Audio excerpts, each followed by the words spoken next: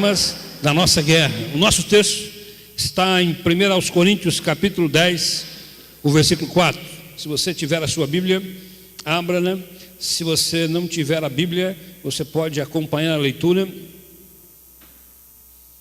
Segunda carta de Paulo aos Coríntios, capítulo 10, o verso 4. O texto está na projeção e eu quero que você leia comigo o que está na projeção, porque assim vamos ler todos numa só voz, numa só versão. Então, por que eu pedi que você abrisse a sua Bíblia? É para que você vá se familiarizando em localizar os textos da Bíblia, mantenha-na aberta, porque hoje à noite nós vamos ver alguns outros textos para a nossa reflexão hoje à noite. O texto está marcando aí na projeção, segundo aos 1 Coríntios, mas é segundo aos Coríntios, ok? Então na sua Bíblia aí, segundo aos Coríntios, capítulo 10, o verso 4.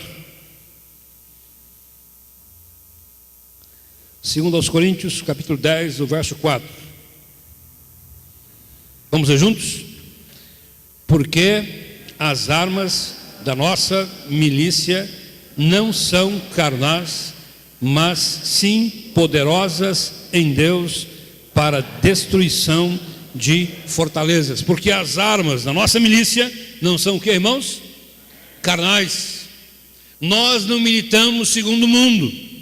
E é por isso que no verso 3 do mesmo capítulo, o apóstolo Paulo vai dizer assim: porque andando segundo a carne, nós não militamos segundo a carne, mas as armas da nossa milícia são poderosas em Deus para a destruição de fortalezas.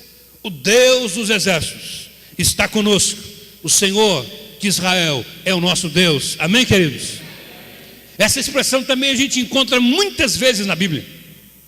Quando o exército de Deus, o povo de Israel, está diante do inimigo, o povo tem medo, e Deus manda um recado: não temam, porque maior é aquele que está em nós do que aquele que está no mundo. Maior é o Senhor em nós. E Paulo está dizendo: ainda que estando no mundo, nós não militamos segundo o mundo. Meu irmão, as nossas armas não são armas mundanas nem humanas diante das nossas batalhas. Quando o mundo usa a arma do orgulho, da arrogância, do esquema, da armadilha para conquistar as suas batalhas, nós não militamos segundo o mundo, porque as nossas armas não são carnais, mas sim poderosas em Deus para a destruição de fortalezas. E nesta noite, o Senhor vai nos capacitar. Nós vamos sair daqui como um forte e poderoso exército para vencermos nossas batalhas em o nome do Senhor. Amém, querido? Quando eu penso em forte e poderoso exército, normalmente a gente pensa em quantidade, em volume. Você está enganado, querido. Com Deus tem pouco a ver poder com quantidade. Certa feita, Gideão foi enfrentar o exército inimigo, chamou o povo para a batalha, e Deus disse para ele: é muita gente, você faz uma seleção aí. Então ele chegou e disse: ó, quem tiver com medo pode voltar. Metade voltou. Estou com uma dorzinha aqui na minha unha esquerda do pé, não vai dar, né? A minha mulher vai ficar grávida, vai ganhar neném, então não posso ir também para a batalha, vou voltar para casa. Metade voltou. Afinal, a Bíblia diz que ele entra nessa batalha com 300 homens contra uma multidão. Sabe quem ganhou? O exército de Deus. Um dia, a Bíblia diz que o rei da Síria toma e cerca Jerusalém, manda um recado ao rei, que a partir daquele instante ele poderia dispensar as armas e entregar-se ao inimigo, porque eles já estavam derrotados. E a Bíblia diz: nesse tempo vocês não precisam fazer nada, apenas vão ver o que Deus vai fazer. Nenhuma arma foi movimentada, nenhuma espada foi alçada, não houve um grito, não houve um brado, não houve uma corneta que soou. Apenas diz a Bíblia que no dia seguinte o anjo do Senhor, um anjo matou milhares de soldados. Porque quando nós estamos do lado certo, nós não estamos falando de quantidade, mas de poder sobrenatural para vencermos nossas guerras. Nós vamos sair nessa noite, em nome de Jesus, como um poderoso exército para vencermos as nossas guerras. E todos nós enfrentamos batalhas em pelo menos 3 dimensões. A primeira dimensão de batalha que a gente enfrenta tem a ver com o nosso mundo interior. Qual é a primeira dimensão de batalha? O mundo interior. Todos nós enfrentamos batalhas no mundo interior, que tem a ver com fortalezas com as quais nós lutamos todos os dias. Por exemplo, todos nós temos que lutar contra o orgulho, vaidade, cobiça, paixões da carne, falta de domínio próprio, falta de amor, incapacidade de perdoar. São fortalezas que estabelecem-se no nosso coração, que você e eu precisamos lutar todo dia. Quantos de nós não estamos lutando nesse tempo contra paixões da nossa carne? Quantos de nós não temos que lutar todo dia contra a nossa capacidade e a nossa língua afiada? São fortalezas, são batalhas no nosso mundo interior. Quantos de nós não temos que lutar contra pensamentos pecaminosos, perniciosos, malignos? Quantos de nós não temos que ficar nos cuidando todo o tempo para nos controlar, mantermos o domínio próprio? Essa é uma guerra que acontece no nosso mundo interior. Você está vivendo batalha no seu mundo interior? Deus tem vitória para você nessa noite, porque o Senhor dos Exércitos está conosco. O Deus de Jacó é a nossa vitória. Ele está conosco. Todos nós enfrentamos batalha também no mundo exterior. A segunda dimensão de batalha que enfrentamos tem a ver com o quê? O mundo exterior, com o nosso mundo exterior. São as pressões deste mundo, e todos nós convivemos com isso todos os dias. É a pressão para ganharmos dinheiro, é a pressão da cultura do mundo, que está dizendo todo dia: não tem problema, não faz mal, não tem nada a ver. Ainda que você seja um devoto a Deus, você pode fazer essas coisas que o mundo faz, porque afinal de contas todo mundo faz. E todos nós, todos os dias, lutamos contra as pressões do nosso mundo exterior. Esse é um nível de batalha que temos que enfrentar em todo o tempo.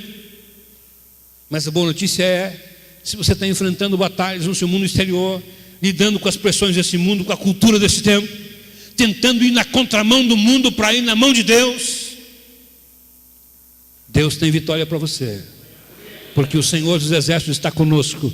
O Deus de Jacó é o nosso refúgio. Amém, queridos? Deus tem vitória para nós. Terceiro nível de batalha diz respeito à dimensão do mundo espiritual. Qual é a terceira dimensão de batalha que todos nós enfrentamos? O mundo espiritual.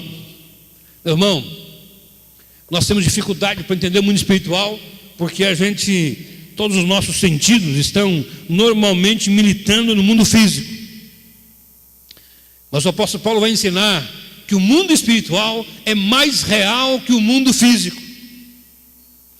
Porque o mundo espiritual é que na verdade governa o mundo físico. E sem o mundo espiritual não há governo no mundo físico. E todos nós enfrentamos batalhas no mundo espiritual. É a estrutura da religiosidade.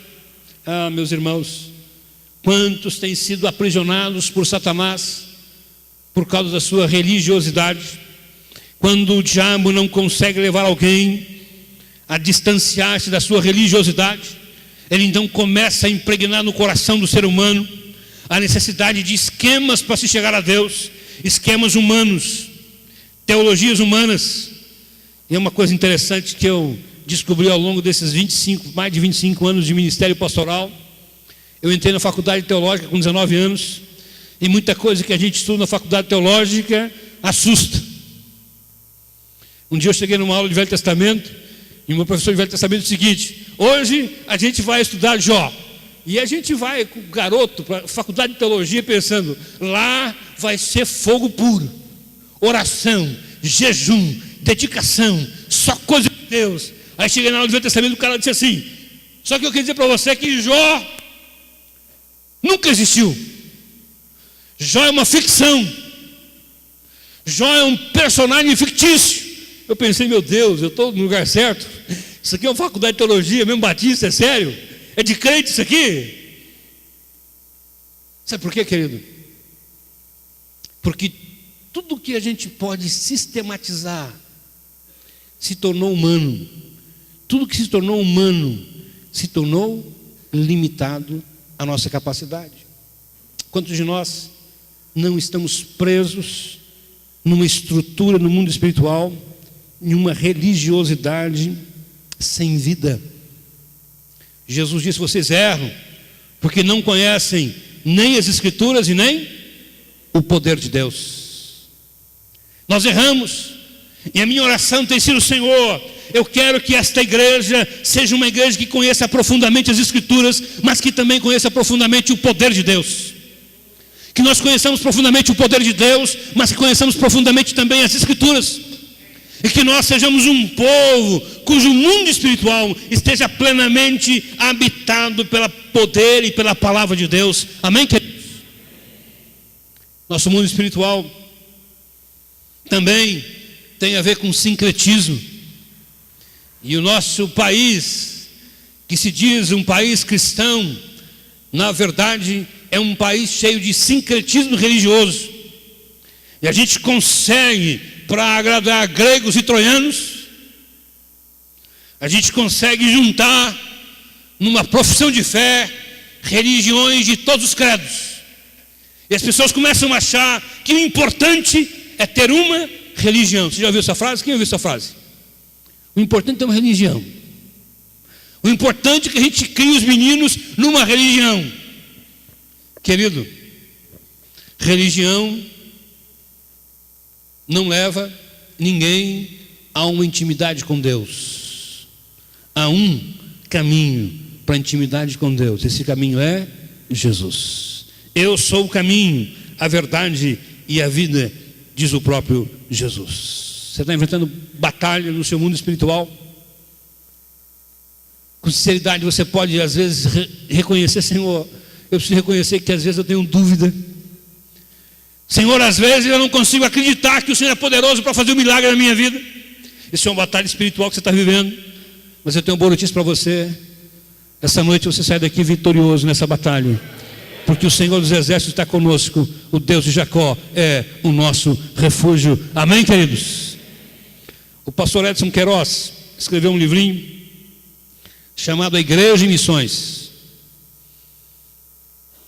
Ele foi, nos anos 80, um dos nomes mais importantes de missões para o Brasil. Influenciou a minha geração com o tema missões. E ele escreveu um livrinho que eu tenho guardado, muito velhinho já, as páginas estão amareladas. E ele fez uma relação de que, como muitos de nós nos posicionamos nessa batalha, ou diante dessa batalha que estamos, como é uma série de pequenas figuras. Sandra, apaga as luzes para mim. A gente vai apagar as luzes, você vai ver aí como que alguns de nós nos posicionamos diante dessa batalha. Pode soltar a primeira figurinha, querida? Pastor, é o seguinte, que alguns de nós nos posicionamos assim: são aqueles que só atacam que dia? Aos domingos. Então lá em cima você está vendo o exército do inimigo atacando, aqui embaixo a igreja. E alguns de nós estamos assim: vamos atacar o inimigo. Aí o outro pergunta: escuta, mas hoje é domingo? Não, não é domingo. Então, se não é domingo, vamos esperar domingo. Aí quando a gente está na igreja, o camarada pensando, né? Será que o meu time ganhou? Será que já terminou o Fantástico? Será que hoje tem luta? O corpo está presente, mas a mente está longe. É daqueles que acham que a batalha só acontece quando o culto acontece. Você está enganado. Segunda imagem: são aqueles que atacam uns aos outros. Aí tem uma coisa interessante: é o pessoal mais tradicional dizendo para quem mais avivado assim: vocês são muito fanáticos. Aí o pessoal mais tradicional diz para os mais avivados assim: e vocês são muito gelados. E acontece uma guerra. E na verdade a gente passa a maior parte do tempo guerreando uns contra os outros. Pastor Caio Fábio, reverendo Caio Fábio, disse certa feita que a igreja talvez seja um dos únicos exércitos que fere a si mesmo e que ainda abandona seus soldados no campo de batalha. E meus irmãos, quando nós perdemos o nosso tempo atacando uns aos outros, tentando provar a nossa posição doutrinária, tentando provar nossas conquistas teológicas, estamos perdendo uma batalha contra o nosso verdadeiro inimigo. Terceira imagem. Ele diz que aqueles que estão na batalha, deixando algo para a história, estão construindo patrimônios, são aqueles que pensam: a igreja cumprirá a sua missão quando construímos aqui um magnífico templo para a glória de Deus. Nós, preste atenção, nós vamos construir um templo que será a expressão do nosso melhor para Deus. Amém, irmãos? Vai ser um novo espaço da Igreja Batista Ágape, vai ser o melhor que nós pudermos fazer. Se a gente puder colocar ar-condicionado de última geração, vamos colocar som de primeira geração, imagem, câmeras de última geração, vamos ter tudo do bom e do melhor. Mas preste atenção, construir o templo não é o nosso negócio. O nosso negócio é ganhar vidas para Jesus. O nosso alvo não é levantar paredes, não é construir grandes coisas vamos construir através de vidas que ganhamos para Jesus. Próxima imagem. Ele diz que alguns estão nessa batalha e são aqueles que estão sempre feridos. Não dá para você ver aí, mas tem um machucadinho aqui embaixo dizendo: ah, ele machucou meu dedinho. O outro reclamando que a unha quebrou. O outro reclamando que o irmão desprezou. Esses são aqueles que estão na batalha, mas estão sempre se sentindo feridos, sempre abalados pela batalha. De fato não enfrentam a guerra como precisam enfrentar. Meu irmão, se você é desses que estão aí murmurando pelos cantos da igreja, pelos corredores da igreja, dizendo: ah, nessa igreja ninguém me ama, nessa igreja ninguém se importa comigo, ah, eu caí, machuquei meu joelho, fiquei internado, ninguém foi me visitar, ninguém orou comigo, eu estou chateado. Você está perdendo a batalha, irmão. Nós estamos numa batalha diferente. Nós estamos numa batalha que precisa que você esteja atento com alvo e foco. Próxima imagem. Ele diz, infelizmente, que tem alguns que nem sabem que nós estamos numa batalha.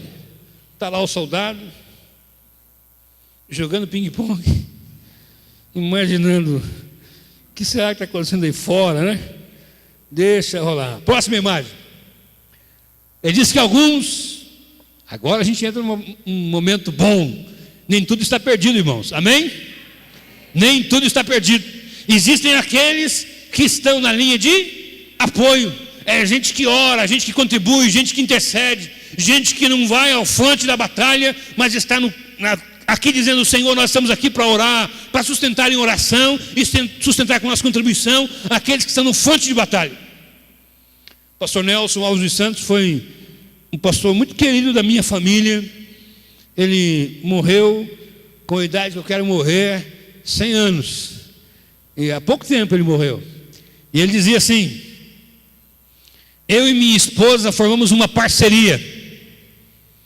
Ele saía para pregar e era um evangelista extraordinário, irmãos. Pensa num homem simples, mas um homem evangelista.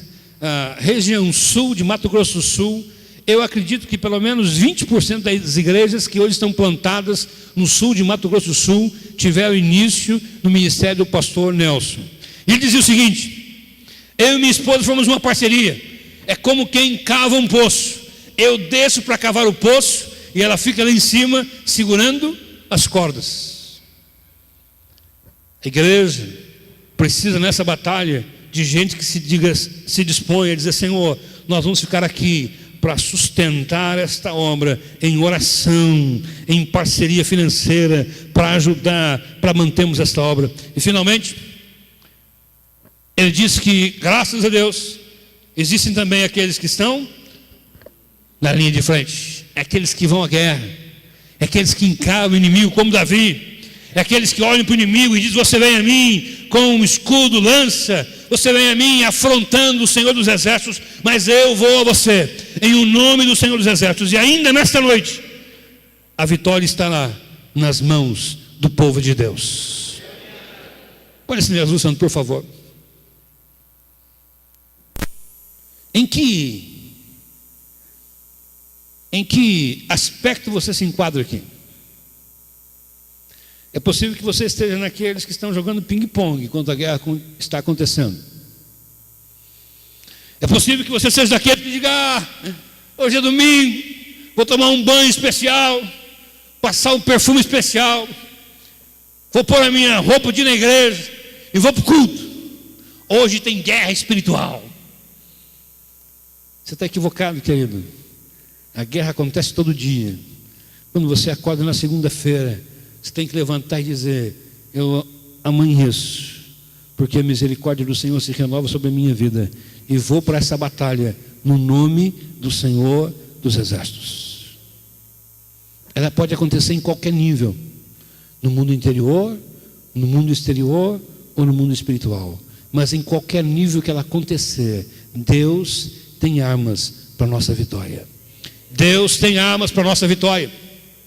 Quais são as armas que Deus preparou e colocou à nossa disposição para essa batalha? Eu quero ver algumas armas que Deus já preparou para a minha vida e para a sua vida. Primeira arma. Qual é a primeira arma? Qual é a primeira arma? Quero ouvir só os homens. Só as mulheres. Só os que querem casar. Gente, vocês estão percebendo que os meninos estão com, muita fé. Amém, irmãos? Se você for bem feliz, case. Vai ser uma bênção. A palavra de Deus é uma arma que Deus tem colocado à nossa disposição para sermos vencedores nessa batalha. Efésios capítulo 6, o apóstolo Paulo está narrando os elementos da armadura do soldado cristão. E dentre esses elementos, ele diz que a única arma de ataque que o soldado cristão tem é a palavra de Deus, tomando a espada do Espírito, que é a palavra de Deus. Meu irmão, no nome de Jesus, comece a usar a palavra de Deus a seu favor. Comece a usar a palavra de Deus nas suas batalhas, no seu mundo interior, no seu mundo exterior, no seu mundo espiritual, e você vai descobrir que Deus tem vitória para a sua vida. Quando o diabo vira você com tentações, faça como Jesus. Você se lembra como Jesus venceu a tentação? Usando a palavra. Está escrito. E cada vez que o diabo vinha com uma tentação, ele dizia: está escrito, está escrito, está escrito. Faça da Bíblia a sua arma nessa guerra, e você vai descobrir que Deus tem vitória para a sua vida. Deus tem vitória. O problema, meus queridos, é que muitos de nós não sabemos manusear a espada do Espírito. Muitos de nós não temos intimidade com a espada do Espírito. E aí, quando a coisa aperta, a gente vai para aquela quase horóscopo, gospel, e a gente diz: Senhor, misericórdia, ou é hoje ou é nunca, uma palavra para mim. Eu já vi gente, irmão, que abriu naquela parte em branco, entre o Velho Testamento e o Novo Testamento, e ainda disse: o Senhor não tem palavra para mim hoje não. Deus não quer falar comigo hoje não, porque eu abri na página em branco, não tinha nada, é o período intertestamentário. Deus está em silêncio. Está mesmo, irmão, você não lê a Bíblia. Você não lê a Bíblia, não medita na Bíblia, não guarda no seu coração a Bíblia. Salmo 1 diz: bem-aventurado o varão que não anda segundo o conselho dos ímpios, nem se detém no caminho dos pecadores, e nem se assenta na roda dos escarnecedores. Antes tem o seu prazer no quê? Na lei do Senhor, e na sua lei medita de dia e de noite. O salmista diz, o Salmo 119: como purificará o jovem o seu caminho? Como é que a gente vive em santidade, irmãos? Como? Observando a sua palavra. Luz para o meu caminho, lâmpada aos meus pés é a tua palavra.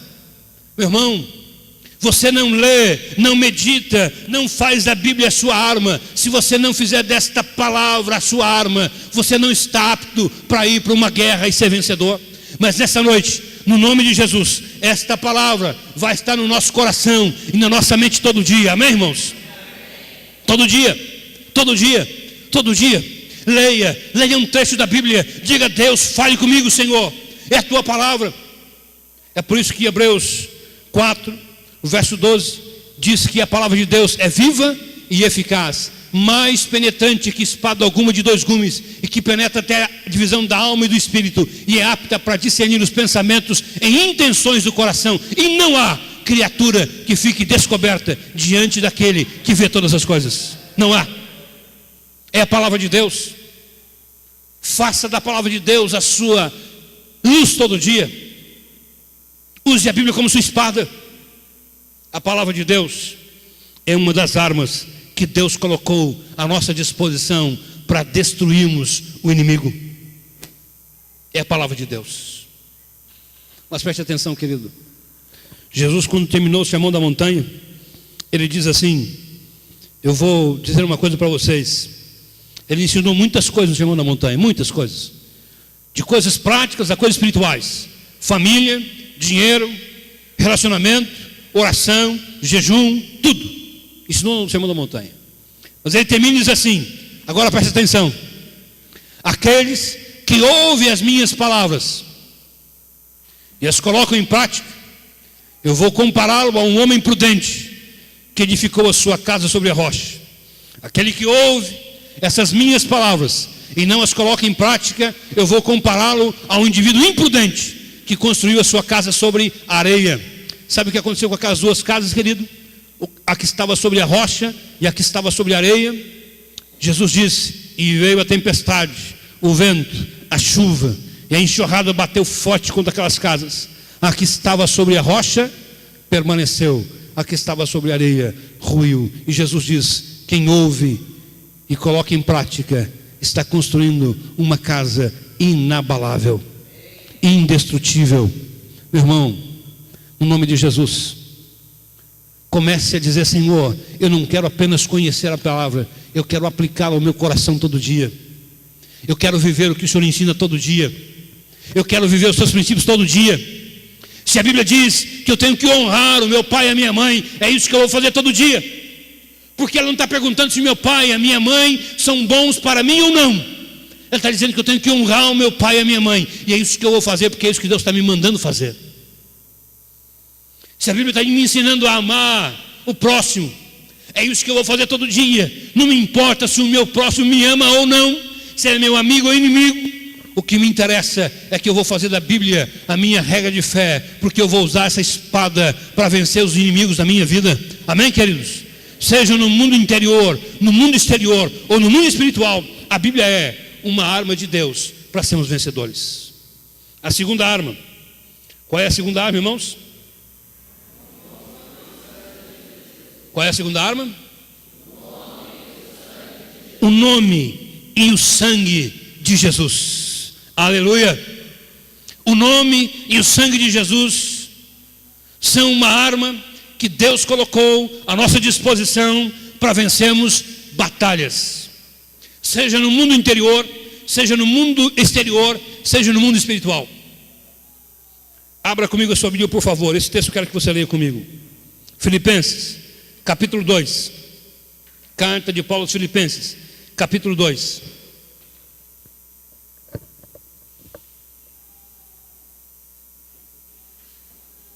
Filipenses capítulo 2.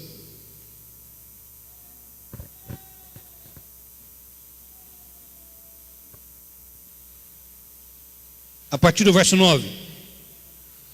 A Bíblia diz assim: pelo que Deus o exaltou. Está falando de quem, irmãos? Jesus. Deus o exaltou soberanamente e lhe deu um nome que é sobre todo nome, para que o nome de Jesus se dobre todos os joelhos que estão nos céus e na terra e debaixo da terra, e toda língua confesse: Jesus Cristo é o Senhor, para a glória de Deus Pai. Amém, querido? Aplauda o Senhor, Ele é digno. Aplauda o nome de Jesus, Ele é digno. Só Ele é digno. E o apóstolo Paulo está dizendo: Deus lhe deu um nome que é sobre todo nome. Nome sobre todo nome. E é o nome de Jesus. Todo joelho, preste atenção, irmãos, quando ele diz na terra e no céu, está falando de humanos e não humanos, de seres humanos e de seres espirituais. Todo joelho vai se dobrar e toda língua vai confessar, de Satanás aos seus demônios, há de confessar: Jesus Cristo é o Rei dos Reis, o Senhor dos Senhores. Ele é o Filho de Deus, aquele que vive e reina para sempre. É o nome de Jesus. É no nome de Jesus que você e eu podemos ir ao inimigo e dizer: nós enfrentamos esta batalha pelo nome e pelo sangue de Jesus. Durante séculos havia um lugar específico em Jerusalém, que primeiro era um tabernáculo, depois Salomão construiu um templo. Ele foi destruído e reconstruído, mas durante séculos, todo dia, uma escala de sacerdotes se revezavam no templo, recebendo das pessoas ofertas para expiação de pecado. Então as pessoas vinham, aqueles que podiam traziam consigo um cordeiro, que tinha que ser o primogênito, sem defeito, sem mácula. Traziam ao sacerdote e diziam: isso aqui é a oferta pela expiação do meu pecado. Estou aqui para dizer que eu tenho pecados e preciso de perdão pelos meus pecados. E aquela expiação de pecados era feita da seguinte forma: o sacerdote pegava aquele cordeiro, ele era morto, colocado sobre o altar. O sangue daquele cordeiro era derramado sobre o altar. O sacerdote então pegava uma esponja, embebecia naquele sangue, espargia sobre o altar e sobre a pessoa, e dizia assim: pelo sangue desse cordeiro sem pecados, você está livre do seu pecado. Essa frase era repetida dia e noite. E havia uma escala de sacerdotes, porque a lâmpada do templo e do tabernáculo não se apagava nem de dia nem de noite. E as pessoas uma a uma vinham dizendo: eu preciso de expiação do meu pecado. E o sacerdote pegava aquele sangue daquele cordeiro sem defeito e dizia: pelo sangue desse cordeiro você está purificado do seu pecado. Mas quando Jesus morreu na cruz, ele disse: está consumado. Pelo meu sangue, uma única vez é derramado por todo aquele que crê. E agora todo aquele que crê será salvo e não entrará em condenação, porque passou da morte para a vida. É pelo sangue do Cordeiro, querido, que você e eu temos acesso ao Pai. É pelo sangue do Cordeiro que você e eu podemos orar e dizer: Pai, no nome de Jesus. É pelo sangue do Cordeiro que você e eu podemos ter convicção de que quando esse tempo nessa terra terminar, eu serei assuntado aos céus para estar com Jesus para a eternidade. Quando o meu tempo nessa terra terminar, ou quando a trombeta soar, o meu nome se dirá, e eu serei reconhecido na presença do Senhor para sempre nos céus. É pelo nome de Jesus e pelo sangue do Cordeiro. Sabe como é que a gente enfrenta o inimigo? É pelo nome de Jesus e pelo sangue do Cordeiro. Meu irmão, o sangue de Jesus e o nome de Jesus tem poder. Quando a gente vai repreender alguém que está possesso de um espírito maligno, você ora em nome de quem? Eu quero orar em nome da irmã. Eu precisava pensar no nome aqui, mas não pensei. Uma irmã. Da irmã fulana, porque eu sei que ela é a irmã do fogo. Irmão, você acha que o diabo vai sair, sim ou não? Não vai, irmão. Se você chegar lá e dizer: eu vou orar aqui em nome do José Antônio, sai! Ele pode sair para o seu lado, pode partir para cima de você. Mas, meu irmão, quando você usa a autoridade no nome de Jesus, não há poder das trevas que resista à autoridade do nome de Jesus. Porque o poder não está em mim, o poder não está em você, o poder não está em alguém que ora, o poder está no nome de Jesus. E é no nome de Jesus que você e eu enfrentamos as nossas batalhas espirituais e somos muito mais do que vencedores. Amém, queridos? Nessa noite nós vamos orar para que você saia daqui revestido pelo sangue de Jesus e pelo nome de Jesus. para ser muito mais do que vencedor. Mas há uma terceira arma que o Senhor colocou à nossa disposição. É o poder do Espírito Santo. Qual é a terceira arma? O poder do Espírito Santo.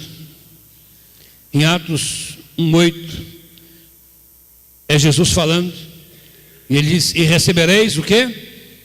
Poder, ao descer sobre vós o Espírito Santo, e ser-me-eis testemunhas em Jerusalém, Judeia, Samaria e até os confins da terra. Meu irmão, quando Jesus estava com os discípulos, ele disse: eu vou para o Pai, mas quando eu for, eu enviarei o Consolador, que estará em vocês, e ele vai ensinar, vai dirigir, vai dar poder, para que você enfrente as suas batalhas e seja vencedor nessas batalhas. Efésios capítulo 1, quero que você abra sua Bíblia comigo lá, vamos ler esse texto. Efésios 1.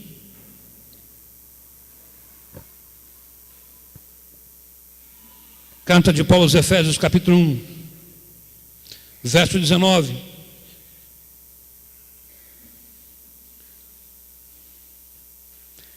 Preste atenção nesse texto. Ele diz: e qual a sobreexcelente grandeza do seu poder sobre nós, os que cremos, segundo a operação da força do seu poder. Agora preste atenção, irmãos. Quem manifestou em Cristo, ressuscitando dos mortos e pondo à direita de Deus. Que poder é esse, irmãos? Que ressuscitou a Jesus. É o poder do Espírito. Verso 21. Acima de todo principado e poder, e potestade, e domínio, e de todo nome que se nomeia, não só nesse século, mas também do vindouro, e sujeitou todas as coisas a seus pés, e sobre todas as coisas o constituiu como cabeça da igreja, o qual é o seu corpo, a plenitude daquele que cumpre tudo em todos. O mesmo poder que ressuscitou Jesus dentre os mortos é o poder de Deus que habita em nós, para nos fazer muito mais do que vencedor nas nossas batalhas, seja ela no mundo interior, seja ela no mundo exterior, seja ela no mundo espiritual. É no poder do Espírito Santo que você e eu podemos orar e dizer: Senhor, repreende essa enfermidade. É no poder do Espírito que você e eu podemos orar: Senhor, no nome de Jesus, repreende essa enfermidade, repreende essa ação maligna. É o poder do Espírito Santo que nos capacita para irmos adiante, para testemunharmos, para fazermos a diferença. É o poder do Espírito Santo que nos dá dons e que reparte dons à igreja, para que a igreja seja edificada. É no poder do Espírito que você e eu podemos caminhar a cada dia, reconhecendo que além da nossa capacidade, há um poder sobrenatural de Deus em nós. Este é o poder do Espírito Santo que habita em nós. É por isso que o apóstolo Paulo vai dizer: meus irmãos, não vos embriagueis com vinho, no qual há contenda, mas enchei-vos do Espírito. Meu irmão, encha-se do Espírito. Diga: Senhor, eu quero ser cheio do Espírito. Diga: Deus, eu quero ter plenitude do teu Espírito. Senhor, eu quero me encher da tua presença. Eu quero me encher da tua presença. Me reveste com teu Espírito a cada dia. Me dá poder para enfrentar as batalhas da minha vida. Jesus vai dizer que a gente não consegue convencer ninguém, irmãos, do pecado, nem da justiça e nem dos juízos. Eu recebo quase toda semana um pedido, e o pedido é esse: pastor, vá lá em casa e vê se converte meu marido, vê se converte meu filho. Meu irmão, se eu pudesse converter alguém, rapaz, eu já tinha feito um arrastão nessa cidade. Mas eu não posso converter. Só há um poder que pode converter um homem, é o poder do Espírito Santo de Deus. Só há um poder que pode transformar a realidade de uma pessoa, é o poder do Espírito Santo de Deus. Só há um poder que faz alguém que estava dominado pelas drogas ser livre dessa droga e ser livre para testemunhar do poder de Deus. Esse é o poder do Espírito Santo. Só há um poder capaz de fazer um jovem abandonar uma vida de prostituição e dizer: agora eu quero casar em santidade. É o poder do Espírito Santo que é capaz de fazer alguém viver em santidade todo dia. Por isso, encha-se do Espírito. É uma arma de Deus à sua disposição para você vencer as suas batalhas. Nessa noite nós vamos orar para que Deus encha não só este lugar, mas que o Espírito de Deus encha a sua vida, capacitando-o para vencer as suas batalhas todo dia. Finalmente, a quarta arma que Deus tem colocado à nossa disposição para vencermos nossas batalhas, seja na dimensão interior, seja na dimensão exterior, seja no mundo espiritual. Primeira é a palavra de Deus. Segundo, o nome e o sangue de Jesus. Terceiro, o poder do Espírito Santo. A quarta qual é? A igreja. A igreja. A igreja é uma arma para vencermos as nossas batalhas. Mateus 18, versículos 18 e 19. Jesus está falando com Pedro e diz: tu és Pedro, mas sobre esta pedra edificarei a minha igreja, e as portas do inferno não prevalecerão contra a minha igreja. Meu irmão, preste atenção. Não há poder das trevas que possa destruir a igreja de Jesus Cristo. Não há. Não há principado, não há potestade, não há esquemas. Aí você diz: ah, pastor, mas eu fiquei sabendo que uma igreja em tal lugar fechou as portas. Ah, irmão, eu sei de muitas. Isso aí são instituições humanas, mas contra a igreja de Jesus Cristo nunca o mal vai prosperar, porque a igreja é vencedora em todo o tempo. A igreja é imbatível, invencível. Por isso, você e eu somos convidados pela palavra de Deus a nos unirmos à igreja e vivendo nesse corpo que é indestrutível, aguardarmos ou a nossa chamada à presença de Deus ou o arrebatamento da igreja, porque essa igreja será arrebatada um dia. Eu fico imaginando por que algumas pessoas acham que podem viver uma vida cristã vitoriosa longe da igreja.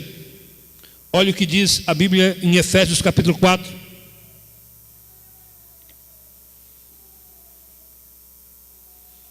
Os versos 12 e 13, ele diz o seguinte: querendo o aperfeiçoamento dos santos para a obra do ministério, para a edificação do corpo de Cristo, até que todos cheguemos à unidade da fé, ao conhecimento do Filho de Deus, a varão perfeito, à medida da estatura completa de Cristo. Verso 16, olha aí: do qual todo o corpo, bem ajustado e ligado pelo auxílio de todas as juntas, segundo a justa operação de cada parte, faz o aumento do corpo para a sua edificação em amor. A igreja é como um ambiente de proteção para a minha vida. Jesus diz que eu preciso estar ligado ao corpo, ligado à videira. Eu já disse isso aqui muitas vezes. Você sabe que eu posso muito bem viver sem esse meu dedo. Tem muita gente que eu conheço que não tem um dedo, não tem dois dedos, não tem uma mão inteira, não tem um braço inteiro e vive. E alguns vivem muito melhor do que a gente que tem todos os dedos e todo o braço. Mas preste atenção. Eu posso viver sem a minha mão, mas a minha mão não pode viver sem mim. Você entende isso? A igreja pode viver sem você, mas você não pode viver sem a igreja. A igreja continua, a igreja avança, ela cresce, se multiplica, mas você e eu não podemos nos desligar desse corpo, porque fora do corpo não há vida.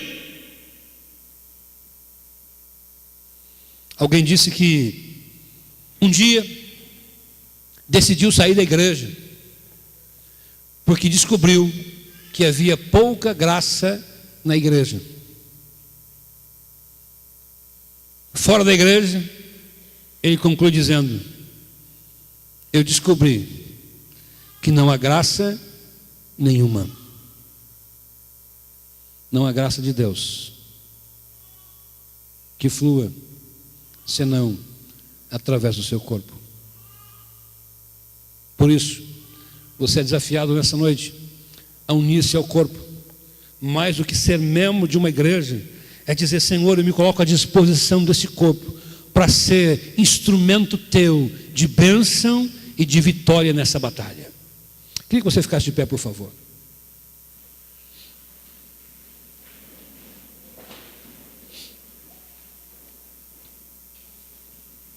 Há 3 desafios aí que eu quero que você leia comigo.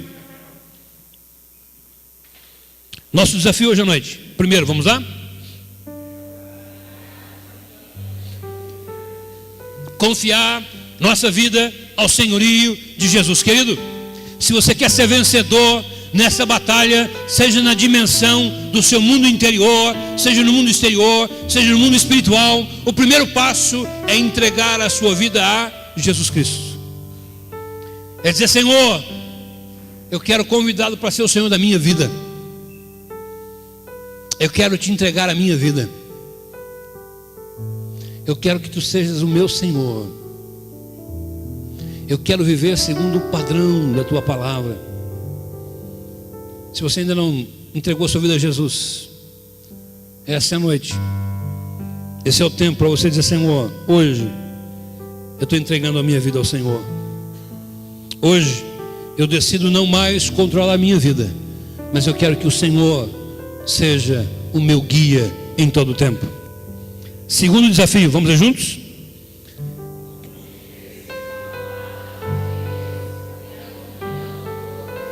Eu quero me comprometer com a palavra de Deus e a comunhão com o corpo de Cristo. Terceiro desafio: usar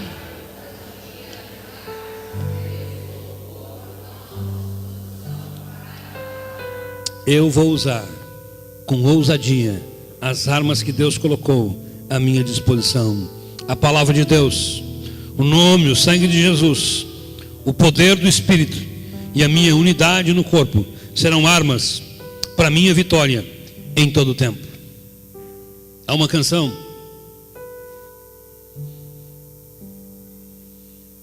diz que Deus está levantando um novo povo. Deus está levantando uma nova geração. Deus está levantando gente que vai se colocar de pé diante dos Golias que estão aí, afrontando a nossa cidade, afrontando a nossa casa, a nossa família, afrontando o nosso povo. E muitos de nós até aqui temos sido envergonhados, humilhados. Muitos de nós ficamos olhando de longe a batalha, dizendo: Senhor, eu não tenho condições de entrar nessa batalha, porque você não estava devidamente armado e preparado para essa guerra.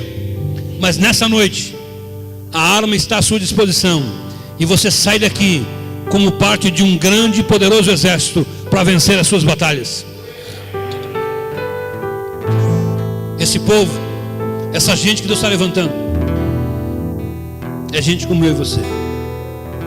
Ah, pastor, mas eu sou pequeno, eu nem sei cantar bem assim como os meninos cantam, eu não sei tocar, eu pelo menos peço pregar, eu não sei pregar, eu não sei cantar, eu não sei fazer quase nada na igreja que o pessoal faz aí que eu vejo. Se eu tivesse o dom da dança, igual as meninas dançam aqui, eu faria uma coreografia linda. Irmão, não é disso que Deus está dizendo. Não é de coisas a fazer. Deus está procurando gente que, como Davi, seja capaz de olhar para o Golias e dizer: você veio a mim com armas, esquemas, com poderio bélico. Eu não tenho nada, eu só tenho o nome do Senhor Eu só tenho a palavra de Deus. Eu só tenho o sangue de Jesus, o poder do Espírito, a unidade do corpo. Mas isso me torna um soldado muito mais do que vencedor. E eu quero desafiar você que ia tomar uma decisão hoje à noite. Tomar uma postura hoje à noite. Nós vamos cantar. Enquanto nós cantamos, se você quer dizer: Senhor, até hoje eu tenho sido um soldado medíocre, até hoje eu tenho sido um soldado relapso, descomprometido, mas hoje eu quero sair daqui preparado pelo Senhor para enfrentar e vencer as minhas batalhas no nome do Senhor Jesus. Enquanto nós cantamos, eu quero que você saia do seu lugar e venha à frente. Nós vamos orar por sua vida ao final dessa canção.